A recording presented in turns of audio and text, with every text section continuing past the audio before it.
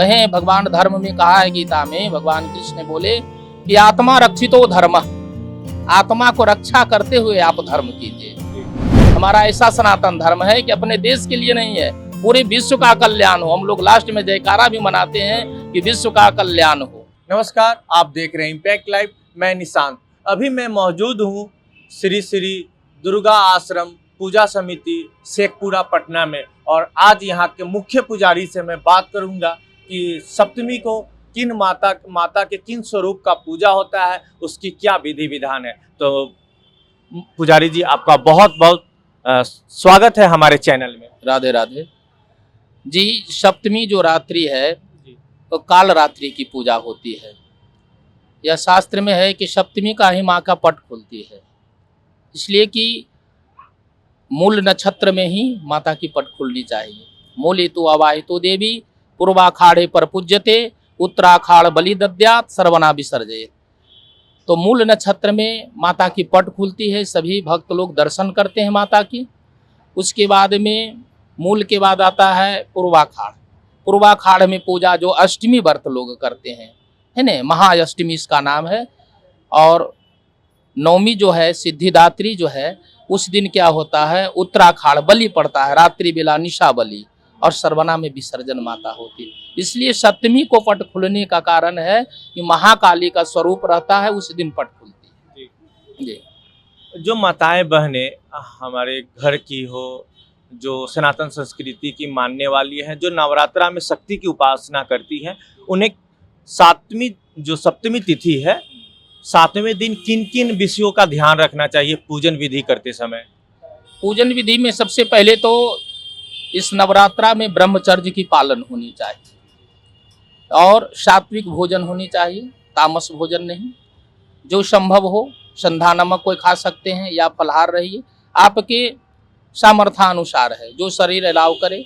कहें भगवान धर्म में कहा है गीता में, भगवान कृष्ण बोले कि आत्मा रक्षितो धर्म, आत्मा को रक्षा करते हुए आप धर्म कीजिए, है न। दवा लेते हैं तो दवा लीजिए, औषधि है न। आत्मा संतुष्ट है, अगर आत्मा आपका किसी प्रकार का कष्ट में है तो पूजा निष्फल होती है, सबसे बड़ी बात है। इसलिए कहते हैं कि उसमें सप्तमी को आदमी, जितने भी हम लोग सनातन धर्म हैं, सभी हम लोग सप्तमी को माता का आराधना करते हैं कि माँ की पट खुल रही है।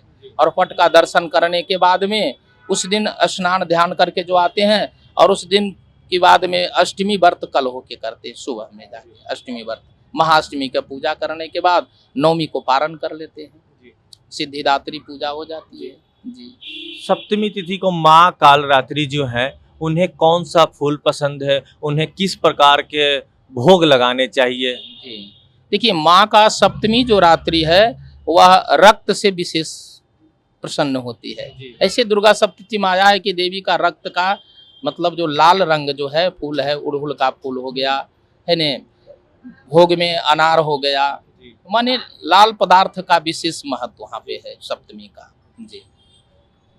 मैं आपसे एक सवाल और पूछना चाहूँगा कि यह जो दुर्गा आश्रम है, यहाँ पर 136 वर्षों से माता की स्थापना होती है, लेकिन एक यहाँ की कहानी है, या ऐसा माना जाता है, लोग कहते हैं कि यहाँ पश्चिमी को कलश स्थापना होती है। तो इसके पीछे की क्या वजह है, क्या स्वरूप है, उसको जरा प्रकाश में आप लाएं। जी देखिए, सारे जितने भारतवर्ष में जितने सनातन धर्म हैं, वो तो प्रतिपदा से सब जानते हैं कि प्रतिपदा से नवरात्रा प्रारंभ हो जाती है। परंतु यहाँ पे है क्या कि यह 1936 से पंचमी का, अगर बीच में हम लोग समाज लोग सभी बैठ के एक निर्णय करके प्रतिपदा अगर कलश की स्थापना किए तो बहुत विडंबना हुई, बहुत प्रकार का विघ्न बाधा उत्पन्न हुआ, है न। तो कोई भी पूजा किया जाता है तो मंगलमय के लिए, कि सारे हमारे दुर्गा आश्रम नहीं, इसे पूरा नहीं, पूरे भारतवर्ष की मंगल, विश्व के कल्याण के लिए। हमारा ऐसा सनातन धर्म है कि अपने देश के लिए नहीं है, पूरे विश्व का कल्याण हो। हम लोग लास्ट में जयकारा भी मनाते हैं कि विश्व का कल्याण हो, है न। तो कल्याणमयी पंचमी से ही हुआ, है न। और अगर बीच में हम लोग 1-2 साल इस तरह से प्रतिपदा को कर दिए तो बहुत सारे विघ्न बाधा उत्पन्न हुआ। इसमें विशेष दर्शाने की जरूरत नहीं है, बहुत प्रकार का विघ्न बाधा हुआ। इसलिए जब पंचमी से हम करने लगे तो किसी प्रकार न सब मंगलमय ही मंगलमय है।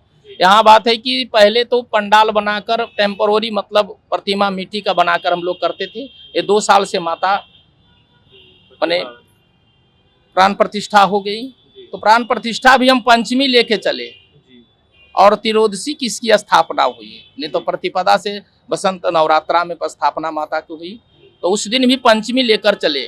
जल यात्रा जो किए यज्ञ का, उसमें भी पंचमी हम लेके चले। जो कुछ परंपरा बना हुआ है, कहीं का कोई परंपरा है, कहीं का कुछ परंपरा है, तो हमारे शास्त्र में ऐसे शंकराचार्य सब मानते हैं। 4 पीठ का शंकराचार्य चारों जगह है। तो वेद में कहते हैं कि यद्यपि शुद्धम वेद विरुद्धम माँ चरणीयम। जहाँ वेद है वहीं वेद रह जाएगा। और जब लौकिक आता है, किसी का घर का परंपरा होता है विवाह शादी में कि फलना वस्तु चढ़ता है, फलना मेरा विधान है, तो लौकिक को भी जोड़ना पड़ता है, वहाँ वेद गौण हो जाती है। इसलिए यहाँ का परंपरा है कि पंचमी है, उस समय वेद को गौण करके इनको रखा जाता है। दोनों एक अनुआश्रय संबंध है। ये आपका मान लिया जाए वैदिक और लौकिक दोनों लेके चलते हैं हमारे धर्म में। यानी आप यह कहना चाह रहे हैं कि कहीं की संस्कृति है, परंपरा है, तो वहां पर वेद को थोड़ी समय के लिए गौण किया जाता है। तो इसका परिप्रेक्ष्य थोड़ा विस्तृत रूप से अगर हमारे दर्शकों को बता सके, जो सनातन संस्कृति में, सनातन धर्म में विश्वास रखते हैं। जी देखिए, विश्वास की बात है कि मोटी बात यही है, ये विशेष वेद में जानने की आवश्यकता नहीं है। हम जिस काम को कर रहे हैं, जिस दिन किए, और वह मंगलमय, सालों सभी भक्त जन का मंगलमय ही मंगलमय अगर रहा तो वह सबसे उत्तम माना जाता है। इसलिए ही भगवान का स्वरूप होता है। शंकराचार्य कहे कि वेद विरुद्ध होकर भी थोड़ा सा हट के काम करना, लौकिक और वैदिक दोनों लेके चलना। तो हमारे यहाँ बहुत दिनों से 1936 से हो रही है पूजा, और बीच में 1-2 साल लगाए लोग दिमाग कि इस तरह से, लेकिन माँ की जो इच्छा हुई, विघ्न बाधा हुआ, फिर सब हाथ जोड़ के खड़ा हो गया कि मैया पंचमी से होगा। और जब से पंचमी हो रहा है सब आनंद ही आनंदमय है। इसलिए हम लोग पंचमी को पकड़े हुए हैं, जो इसकी इच्छा होगी वही होगी। तो जाना आपने कि श्री श्री दुर्गा आश्रम शेखपुरा में माता की कब से पूजा हो रही है। यहाँ के मुख्य पुजारी जी को आपने सुना, यहाँ पर पंचमी से कलश स्थापना होता है। इन विषय पर भी पुजारी जी ने प्रकाश डाला।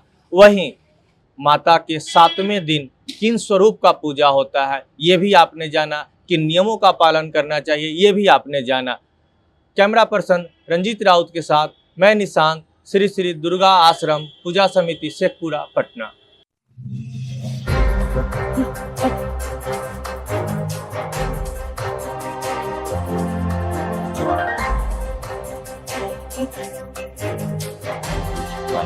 Right.